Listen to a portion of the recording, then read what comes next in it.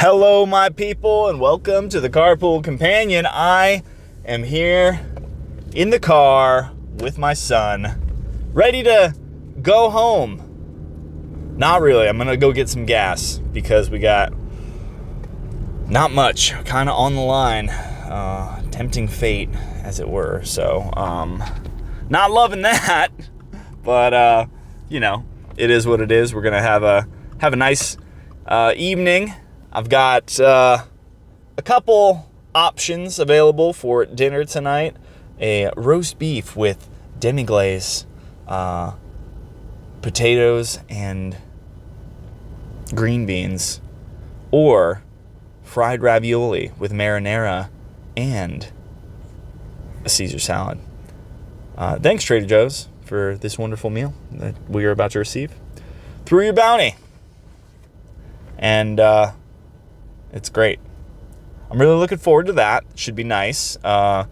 Greatly appreciated when I can just slap something together in no time. So potatoes are going to be easy. I'll give them a little parboil, and then throw them in a pan with some olive oil, and then finish it with some butter, and that'll be a really nice, easy meal.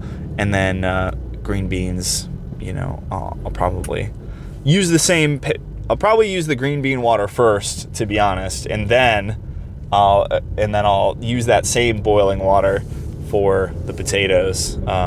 That's how you save yourself about 10 minutes of time from boiling water. Just reuse the water. There's no problem. Your potatoes aren't going to turn green. And you don't really need to boil your green beans that long. 4 minutes at most.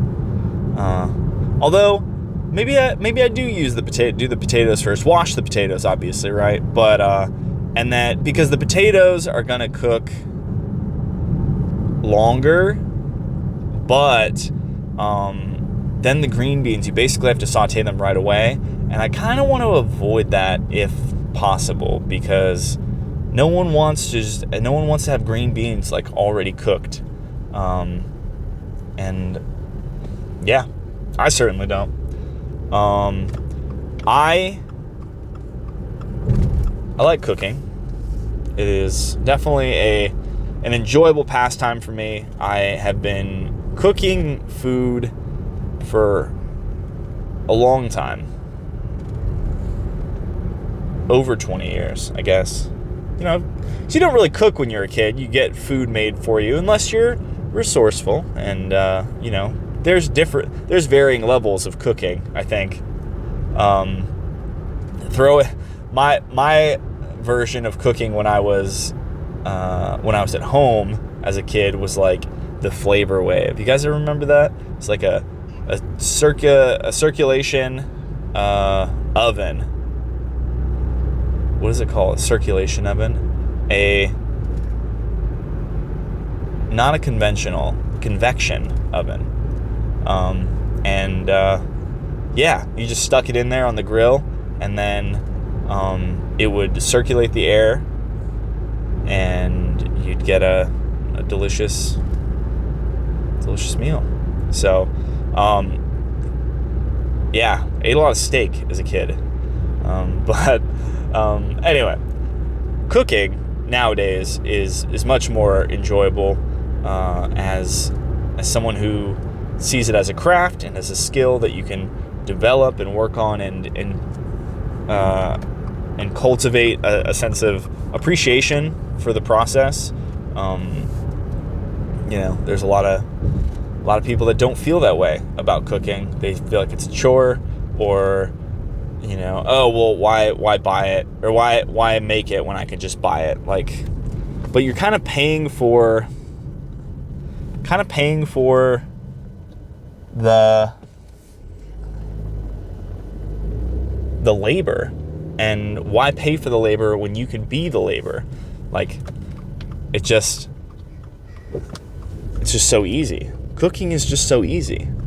And there's been plenty of times when yeah, like maybe I didn't want to cook, but what's the alternative? Like, I can't justify the financial, impact of not of not cooking my own food and then just being like, yeah. People spend a lot of money going out, and kind of sucks. So it would be best if we avoided that and went and just made our own food. You get so much personal gratification from just making your own food. But let me go get this gas, and I'll be right back with you. As I was saying, cooking is a gift. It's a gift you give to yourself, and you give to your friends and your partners, and you are, really blessing them with the product of your creativity. I know I'm waxing poetic about something like food, but really, truly, I believe that cooking is like the ultimate gift. It is the expression of your understanding about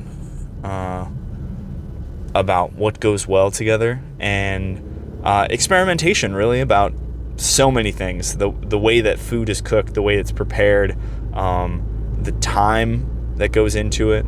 I really like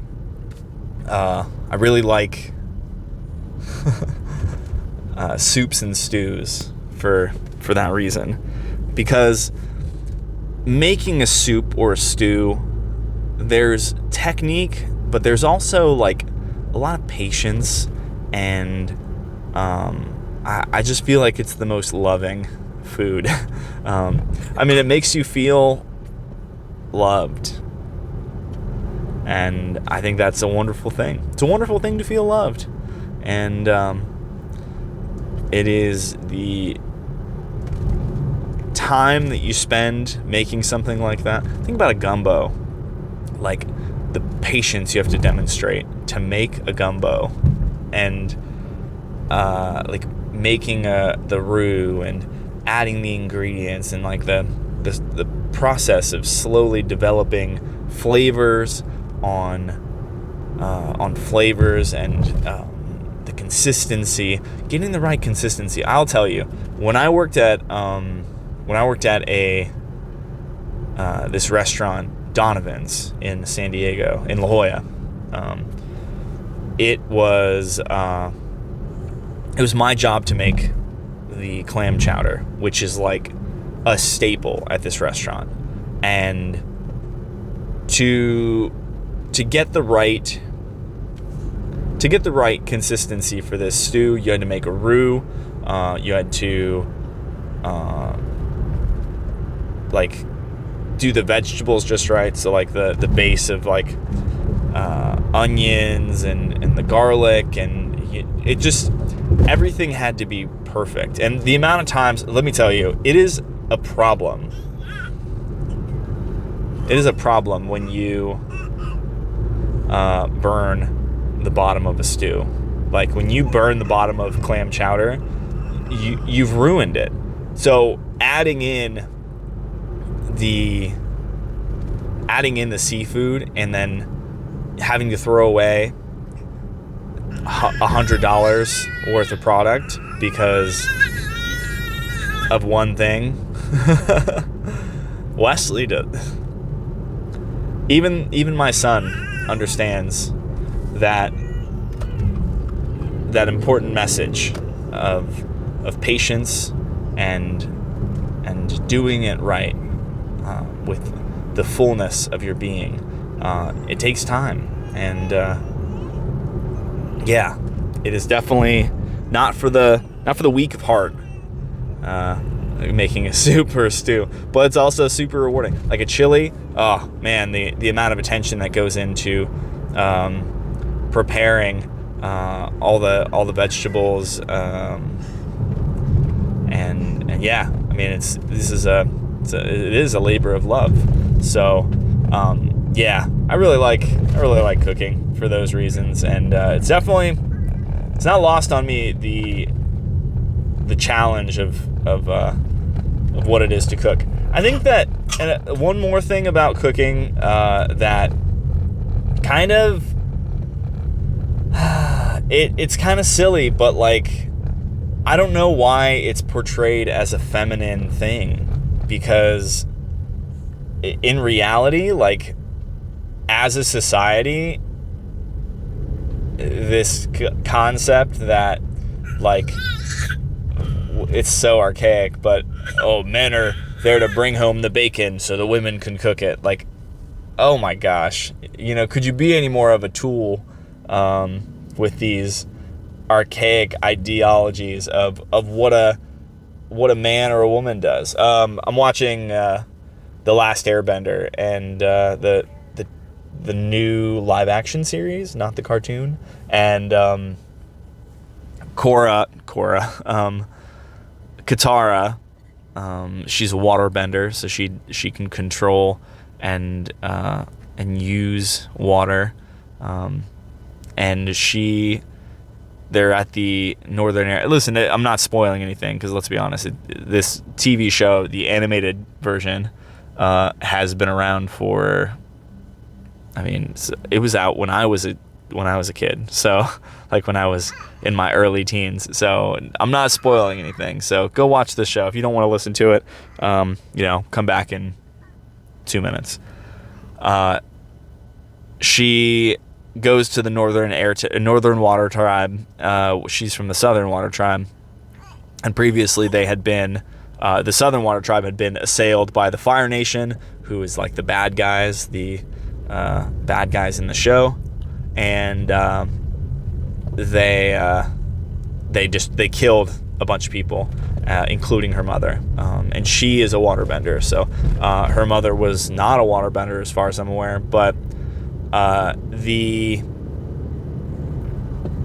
ultimately she goes to the northern water tribe, and they're like, this guy's like, go and talk to so and so, she'll train you. And the only thing that in the northern water tribe, the only thing that they do for women is they're only healers. They do not fight, and it's forbidden. And so Katara is like, hell no, I'm not just gonna sit around and be a healer. I'm a fighter. I'm more inclined to fighting. And she ends up challenging this master, and doesn't win necessarily, but everyone is so impressed by her fighting skill and style that she gains some clout about it. And anyway, fighting these ideas of what we are or aren't, and what things we should be doing or should not be doing, it's so stupid. And to be a man that knows how to cook is it's invaluable and amazing. I would not for a second trade in my skill in the kitchen for anything. Ultimately, like, it's my passion. It's something I'm really good at, something I did professionally for years, and I wouldn't trade that in for anything. So it is really important to remember that we can do whatever we want. We can achieve whatever we want, and that doesn't our gender doesn't limit us at all. So that's my rant about gender-based skill preferences, and that's my rant on cooking. So hope you've enjoyed this. If you did, great.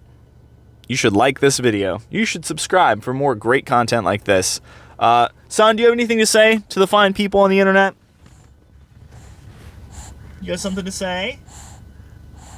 That's a big smile. You got something to say, though?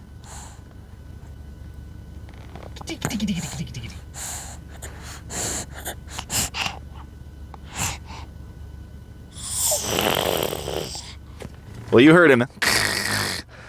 And I hope you have a wonderful day. If you enjoyed this, great. Happy to put this out for you to enjoy.